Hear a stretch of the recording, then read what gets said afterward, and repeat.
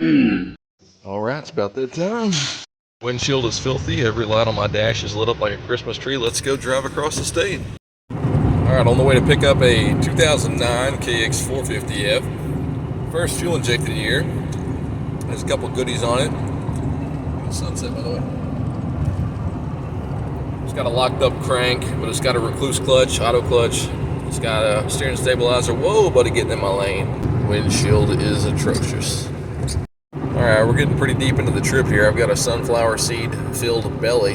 It's starting to feel kind of sick. And I hadn't heard from the guy at all. So hopefully he exists and he's on his way. I hope. Stay tuned to find out. Alright, welcome to the land of dirt scooters. And we've got another one here. Got back home with it last night pretty late. So we're thinking it's the crank. I picked this bike up because I had a couple of goodies on it. I was iffy about getting it, but had the automatic recluse clutch, which I love, and it had the GPR stabilizer, the DLC coated lowers on the forks, which they come stock on the Cowies, but after '09, but I really like them. Has new tires. That's pretty rare for a Facebook or Craigslist bike. No leaks on the forks, pretty unusual also. FMF header, pretty ugly, we'll need to clean that up. Decals, pretty rough, need to get all this stuff sorted and put graphics on it. But for now, addressing the mechanical issues. So we think it's the crank, but normally a bad rod bearing, when it's running it's noisy, it wants to seize up. This clunks when kicking it over slowly, and it's not wanting to bind or lock up. So it could be something else. It could be the recluse. Maybe it's installed improperly. Maybe something on the top end. It does have a new top end, which he wasn't sure if it was a big bore kit or not, but it is an Athena kit, so I'm assuming it's a big bore. We'll find out shortly.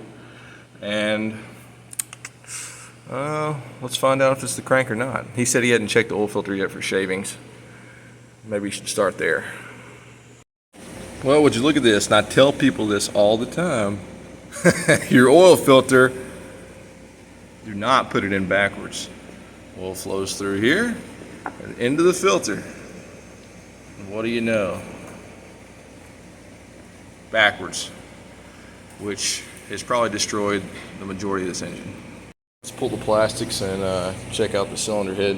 Okay, got the valve cover pulled. I'm a little optimistic. There's a little bit of oil residue around, so I think it's just getting slung off the chain as it was running. But there was no oil pressure from the pump making it up here, so I'm a little worried about these journals that the cam's right on, but it looks a little oily, so fingers crossed. Alright, our journals are looking good, not melted, thank goodness. Cams look good too, so take the head off. The timing chain's a little janky. See how it kind of stays in position, doesn't want to unkink. Probably swap the timing chain, so I'll go ahead and put that on order. But the head looks good. That's great news. Next up, pull the subframe, throttle body, rear shock, pull the head off, and check out the top end. All right, everything's been pulled down. Took the rear end off, subframe off, airbox, throttle body, drained the coolant. Took the head off, pulled the who's-its from the what's-its. The dogs didn't help me at all, as per usual. I don't know what I pay y'all for. Piston and cylinder look good. You probably can't tell in the video, but it's got good crosshatch still. The head, no wear on the journals. I'm shocked. And the intakes are not impacted into the seats, so they got a lot of life left. So my finger crossing really paid off. One thing that I was curious about, the Athena. No. Stock bore. Don't roast me for using calipers. I'm just checking the general bore size, okay? Not checking for oval, so just deal with it. Okay, got the cylinder off. Piston looks good. Typical wear on the skirt on the Teflon coating, but no big scoring. And same with the cylinder. No big scoring in the cylinder. May run a ball hole through it just to kind of restore the crosshatch. But otherwise, looking good. Of course, the big end bearing and the crank is shot, and that's what the knocking sound was. That's what's going to happen when you got no oil pressure. But overall, looking pretty good. Let's get the motor on the bench, split the cases, and check out the rest of the internals. All right, engine's out, and I'm going to pull this right cover, inspect the recluse, pull our primary nut off the crank, and remove the oil pump and look for wear in the oil pump since it ran dry. Okay, cover came off nice and clean, didn't destroy the gasket. It's reusable. The water pump bearing nice and smooth, and our oil seal for our crank arm is still intact. This is something that's really important but often overlooked. So this is still in good shape. We can reuse that also. The basket on the clutch, no notching at all. That's great news. Recluse. This is the Radius CS clutch. Now I'll pull this pressure plate off and I'll check the fibers on the outer EXP disc to make sure that they're not worn. Then we'll get this primary nut removed. This is actually a left-hand thread, so we'll heat this up and we'll righty-loosey it off. Got some of the components out. The EXP disc looks good. All the friction fibers here look good. Steels and other fibers look good in the stack. Pressure plate looks good. Recluse hub, good shape. Piston looks pretty stoichiometric. Not too much carbon buildup, but not too much piston wash either. So piston's good. Which, I mean, it's fuel injected, so it should be stoichiometric. Coming over to the motor, main bearings still turn over nice and smooth. It's just the big end bearing on the rod. That's the only thing that I can see, thank goodness. With no oil pressure, I'm shocked that I don't see any other wear. All the bearings still turn over smooth. Stator here. Yeah, nothing unusual. All the oil seals are still good. So we'll split the cases. I'll take this flywheel off now. Take the magneto off, take the counterbalance out, and we'll pull the oil pickup, check for wear, and split the cases. And I don't have any indication of any of the bearings being damaged. Everything still spins smoothly. Even the main bearings seem to turn over fine. And visually, I don't see any other wear in the motor. Trans bearings still turn over smooth. Everything's still turning over just fine, including the main bearings on the crank. It's just the rod here totally gone. So we'll come to this side. Again, the timing chain, this is being replaced. And we're going to pull this flywheel off, check our oil pickup and pump here, and go from there.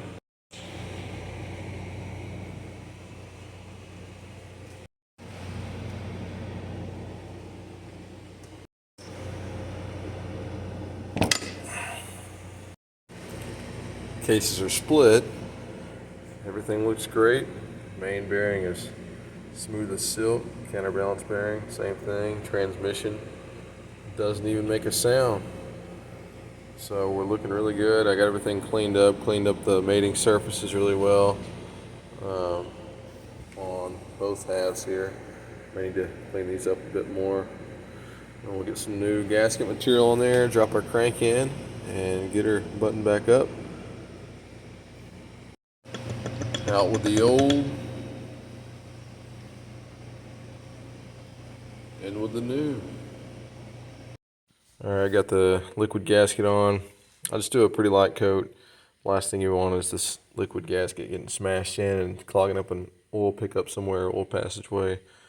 So always do it pretty light, and just do it on one side. You don't need to do both sides, just too much.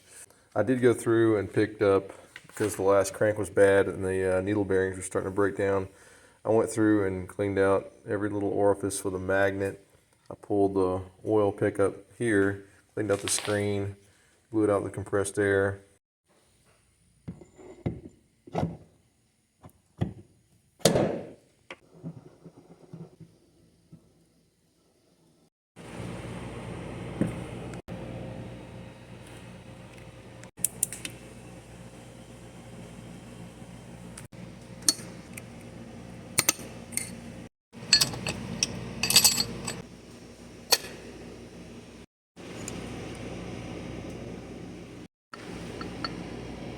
And if you're wondering what happened to all the crank material from the bad crank, the needle bearings.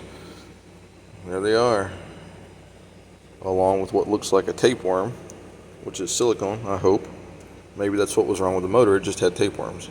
The oil pump also, I thought about it, the oil pump was actually never run dry. I just had nowhere to push the oil because the filter was backwards. So the oil pump itself isn't damaged, so we can reuse that. Thank goodness. So let's install this and keep moving on.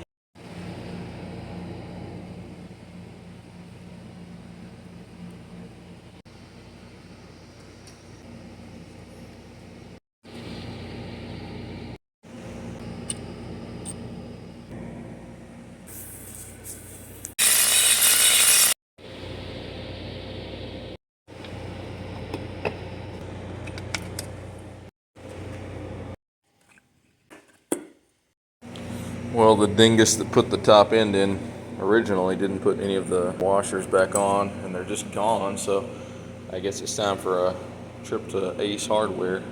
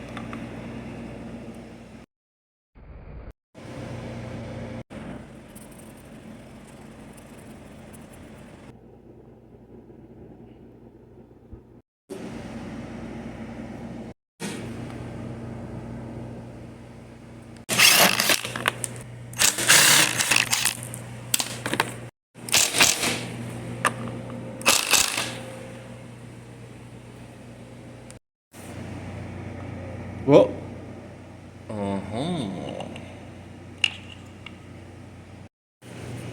let's see if we can salvage this garbage looking header. Surely there's something good under there.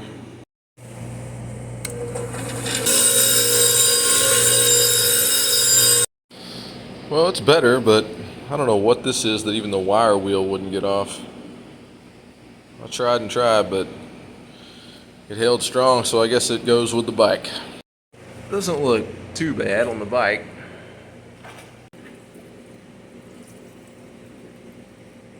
Alrighty, there she is in all her glory. She's done.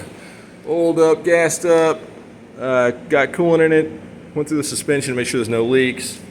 I know you guys want to hear what it sounds like. I do too. It's always the funnest portion of the build, getting to hear it come to life. So, without further ado,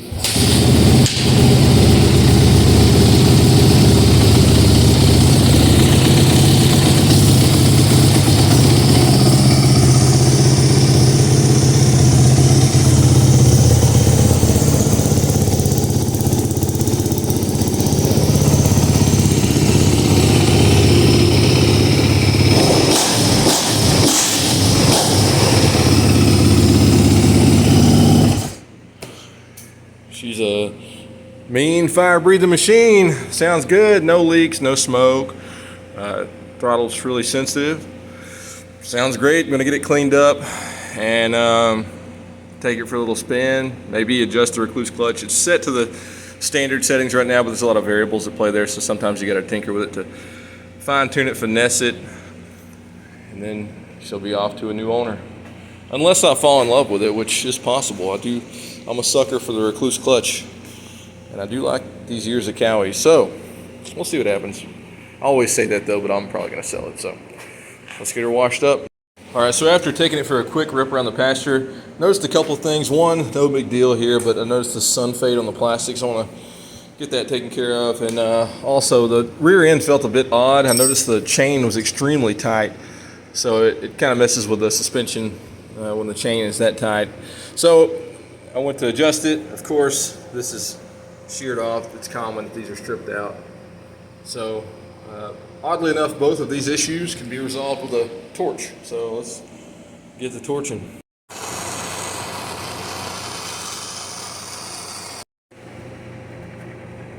Piece of cake. Yeah. Okay, so I just noticed something else. I don't think it was the chain making it feel weird after all. It was too tight, but I just realized that there was a spacer on the left side of the bike that's kind of galled up, and no spacer on the right side. I can see all these bolts had wear marks on them here. So the wheel was offset to the right. That's weird. So let me see if I can find some freaking spacers. Okay, I genuinely don't even know what's going on here. This is really odd. I don't know how I didn't feel it wobbling or not looking right from the get-go, but what in the heck is happening? It doesn't even go inside of the hub at all. He had it backwards, and this is chamfered off, and that's worn too. It's always something. It's always little stuff. But nothing that the flat bastard file can't fix. I'm dead sexy. Look at my sexy body. No, flat. Flat. Alright, let's see if it fits in there now. Oh yeah, that'll work. So we'll run one goofy China spacer and we'll run one OEM spacer. Alright, now we're cooking with grease.